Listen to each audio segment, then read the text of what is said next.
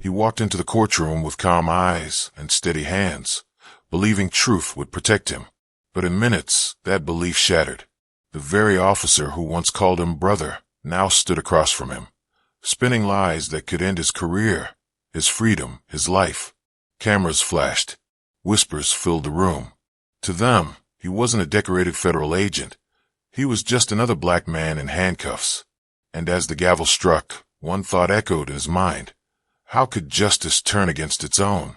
What no one knew was that beneath the quiet strength in his eyes lay a man who had spent years fighting corruption, and now corruption had found him.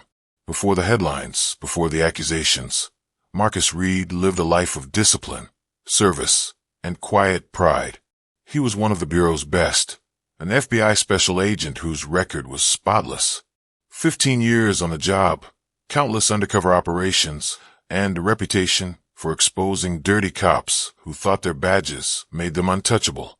But outside the walls of the Bureau, the world saw him differently. At the grocery store, people clutched their bags a little tighter. On late-night jogs, patrol cars slowed to a crawl beside him. He'd grown used to the looks, the quiet prejudice that followed him everywhere. Still, Marcus believed that truth, training, and integrity could rise above skin color. He'd built his life around that belief. Then, one summer afternoon, everything changed. It started with a phone call from the local police precinct. One of their officers, a man named Daniel Kerrigan, requested Marcus's help on a minor case. Marcus had crossed paths with Kerrigan before, ambitious, well-liked, but arrogant in ways that made Marcus uneasy. Still, he agreed to meet. The report was simple: a local shop robbery tied to an ongoing investigation. Nothing serious.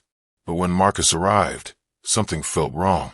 The evidence table looked staged, the details off. He asked a few questions, noticed subtle exchanges between officers. Smirks, avoided eyes. A quiet storm was forming, and Marcus didn't see it yet. That night, as he drove home, he couldn't shake the feeling that someone was watching. Headlights in the mirror. A car that never seemed to turn.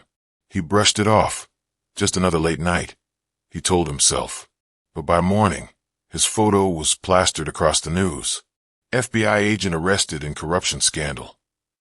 They said he'd tampered with evidence, that he'd taken bribes from criminal suspects he'd once investigated.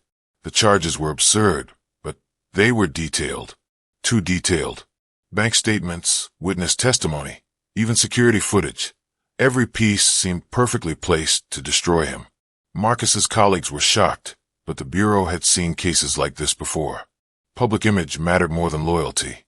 Within hours, he was suspended pending investigation. He was escorted out of the building where he'd given half his life, past agents who couldn't even look him in the eye. He sat at home, blinds drawn, silence heavy. Calls went unanswered. Messages from his mother, worried, pleading, sat unread on his phone. He replayed every moment from the precinct, every glance, every word Kerrigan had said. The realization came slowly, chillingly. This was no mistake. He was being set up, and the man leading it, the same officer who'd called for his help. Marcus began to dig, quietly. He reviewed case files, surveillance records, anything he could access before being locked out of Bureau databases. He found patterns, cases Kerrigan had worked, suspects who'd mysteriously disappeared, evidence that had gone missing. But without his credentials, every step was dangerous. The same police department now controlled the narrative, and the public believed it. News anchors repeated it nightly. FBI agent exposed. Social media tore him apart. Some called him a disgrace. Others said, "What did you expect?" Then came the court summons. The prosecution built its case on prejudice, disguised as professionalism.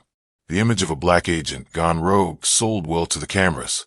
Every hearing was a spectacle, every headline a knife. But as Marcus reviewed the case files, he noticed one thing, an overlooked timestamp in the security footage. A few missing seconds. It was small, but enough to raise suspicion. He traced it to an off-site data storage unit used by the local precinct, a place only senior officers could access. Among them, Daniel Kerrigan. Marcus risked everything to retrieve the files. Late one night, under the cover of anonymity, he copied encrypted backups from a source still loyal to him. What he found confirmed everything: edited footage, altered records, and an untraceable series of bank deposits leading directly to Kerrigan and two other officers. He had proof, but bringing it forward meant walking into the same courtroom that had already condemned him. He knew they'd try to bury him again, maybe worse this time. Yet he also knew something they didn't. The FBI still had one more file, his own undercover operations record, and buried deep within it was a report that would expose not just a corrupt officer, but a network of police deception spanning years. The next morning, Marcus put on his old suit, packed the file, and walked toward the courthouse. He wasn't just fighting for his name anymore. He was fighting for every innocent man who'd been destroyed by the same system he once believed in. The courtroom was packed. Cameras rolled. The atmosphere was electric with tension. The prosecutor spoke first, painting Marcus as a disgrace to the badge, a man who used his position to manipulate justice. The jury listened, eyes cold, distant. And then it was Marcus's turn. He stood slowly, his voice calm but unwavering. He presented the files, the raw evidence, unaltered. He walked the court through every timestamp, every transaction, every missing frame in the footage. The same evidence they'd used against him now turned on them. Murmurs rippled through the room. The judge leaned forward. Kerrigan shifted in his seat, sweat forming at his temple. Then Marcus produced the final document, an FBI intelligence report linking Officer Kerrigan to an ongoing federal corruption probe. The courtroom froze.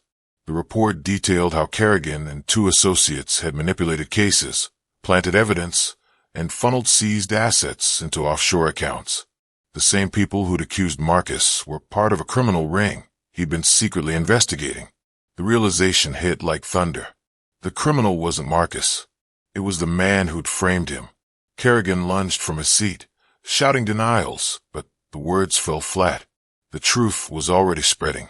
Journalists whispered, cameras zoomed in, and the crowd erupted. Marcus didn't celebrate. He just stood there, silent, steady. The same calm eyes that once entered this courtroom in chains now filled with quiet vindication. Justice, for once, had turned back toward the light. But victory didn't erase the scars. He knew too well how close he'd come to losing everything, not because of guilt, but because of the color of his skin. Dove Section 5. Resolution and impact. 9 to 12 minutes, 350 words. Weeks later, the charges were dropped. Kerrigan and his accomplices were indicted. Marcus was reinstated, commended even, but the applause felt hollow. He'd won on paper, but the damage was deeper than reputation. The nights were still long. The memories still sharp. The cold metal of handcuffs. The looks of strangers who saw guilt before innocence. He'd spent his career believing in justice. Now he understood the painful truth. Justice wasn't blind. It just looked away too often. Yet, he refused to let bitterness take root. Instead, Marcus began mentoring young recruits, especially those who looked like him, teaching them not just how to enforce the law, but how to stand against its corruption. He spoke at schools, community centers, telling his story not as a tale of revenge, but of resilience. His story traveled far, through podcasts, news segments, and whispered conversations in precinct halls. Some called him a hero. He never used the word. He simply said, "I did what was right." And as the world moved on, his question remained, echoing in the hearts of those who listened. How many more will be framed before the system finally changes? Because for every Marcus Reed who fought back, there were countless others who couldn't. Their stories silenced, their names forgotten. But not his. His stood as proof that truth, no matter how buried, could still rise, if someone had the courage to fight for it. Stories like Marcus's remind us that silence is never safety, it's surrender. If this story moved you, don't let it fade here. Share it. Talk about it. Let people know what really happens when justice turns its back. And if you believe these stories deserve to be heard, subscribe. Because more voices mean more light. And light is the one thing injustice can never hide from.